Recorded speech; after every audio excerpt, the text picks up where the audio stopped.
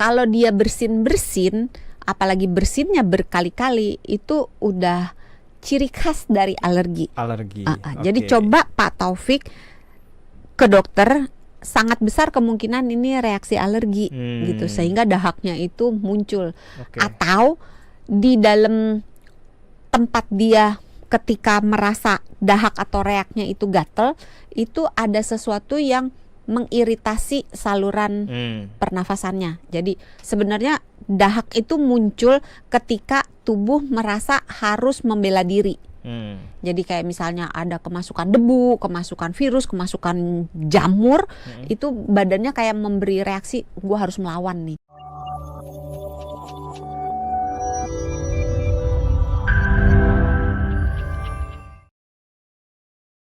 Masuk ke segmen pertanyaan dari sahabat Sonora nih yang punya problem yang sama mungkin tentang bau mulut. Pertama dari Pak Taufik, bertanya lewat voice note, silakan dipakai terlebih dahulu headphone-nya terus nanti agar bisa mendengarkan secara sempurna. Silakan Bung Peter selaku operator untuk memutarkan voice note-nya Pak Taufik. Assalamualaikum, terima kasih Dokter Santi dan Mas Sony. Mau tanya sedikit dok, ini kalau pagi terutama saya sering kayak di kerongkongan ada dahak atau reak mungkin yang nyangkut di tengah-tengah tenggorokan gitu, dikeluarin nggak bisa, ditelan pun kadang sulit juga gitu. Nah itu sering menimbulkan terutama pagi hari ya efeknya efek mual gitu dok.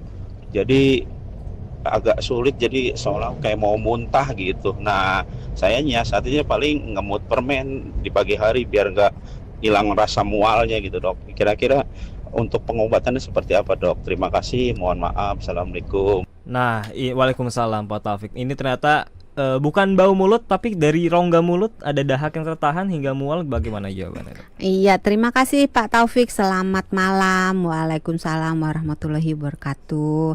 Ini pertanyaannya menarik karena banyak sekali kaum pria mantan perokok yang berhenti merokok itu merasa tenggorokannya gatel, terus kayak ada sesuatu gitu, itu kayak ada reak. Berarti udah jadi tanda khas tuh ya. Iya, kalau dia insap, kalau dia insap biasanya tenggorokannya.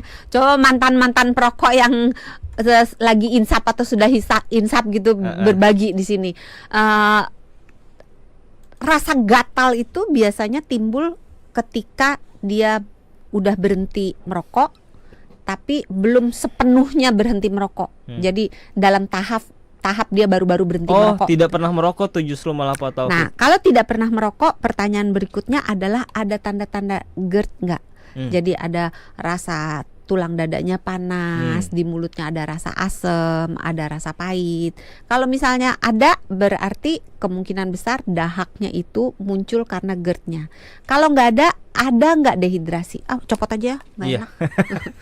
Soalnya jatuh-jatuh melulu, nggak tahan. Makanya jadi dokter bukan jadi penyiar gitu kan. Ada nggak tanda-tanda dehidrasi? Jadi misalnya minumnya kurang nggak, buang air kecilnya cukup nggak gitu, kulitnya rongga mulutnya kering nggak? Ada tanda-tanda alergi nggak? Bersin-bersin gitu. Mungkin munculnya hanya pada saat tertentu, misalnya munculnya kok malam doang atau pagi doang gitu. Biasanya kalau kayak gitu tanda-tanda alergi gitu. Jadi untuk Pak Taufik yang di daerah kerongkongannya, sebenarnya kerongkongan apa tenggorokan? Ini menambah nih Pak Taufik, rongga mulutnya kering, buang air lancar, alergi belum pernah. Cuma kalau bersin kadang suka lebih 10 kali baru berhenti. Nah, kalau dia bersin-bersin, apalagi bersinnya berkali-kali, itu udah ciri khas dari alergi. Jadi coba Pak Taufik ke dokter, sangat besar kemungkinan ini reaksi alergi gitu, sehingga dahaknya itu muncul.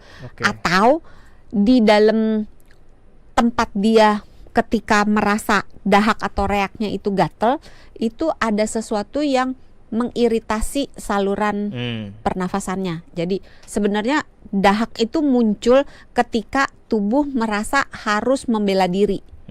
Jadi kayak misalnya ada kemasukan debu, kemasukan virus, kemasukan jamur, itu badannya kayak memberi reaksi, gue harus melawan nih, dengan cara bikin reak supaya reaknya itu membawa si benda asing yang ada di dalam saluran pernafasan kita untuk ditendang keluar gitu, dengan cara dibatukan atau dengan cara dibersinkan.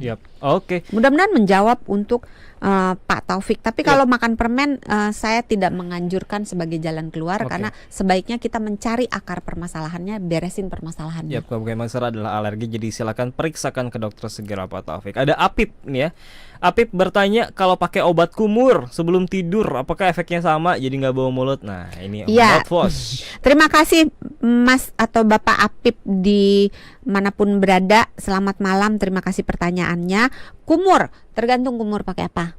Obat kumur, berarti mouthwash ya dalam hal ini. Kalau mouthwash ada alkoholnya enggak?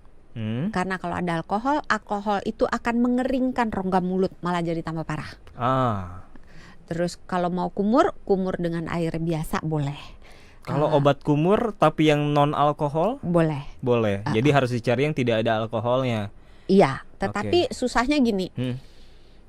Penggunaan obat kumur baik yang beralkohol maupun tidak beralkohol yang digunakan secara berlebihan, maka itu akan mengganggu keseimbangan bakteri baik di dalam rongga mulut. Karena dalam rongga mulut kita sama seperti di usus kita, ada yang baik, ada yang bakteri jahat. baik, ada bakteri jahat. Nah, kalau bakteri baiknya kita menggunakan obat kumur secara berlebihan, maka keseimbangan itu terganggu gitu. Nah, kalau keseimbangan itu terganggu, maka bisa terjadi malah bau mulut. Malah jadi efeknya sebaliknya yang kita inginkan. Jadi kalau mau berkumur menggunakan air biasa ya. Menggunakan air biasa boleh, menggunakan air garam diselang-seling boleh gitu. Kalau mau menggunakan obat kumur jangan menjadi rutinitas yang berlebih-lebihan gitu. Apalagi kalau pakai air teh itu nggak boleh juga ya. Malah jadi keenakan.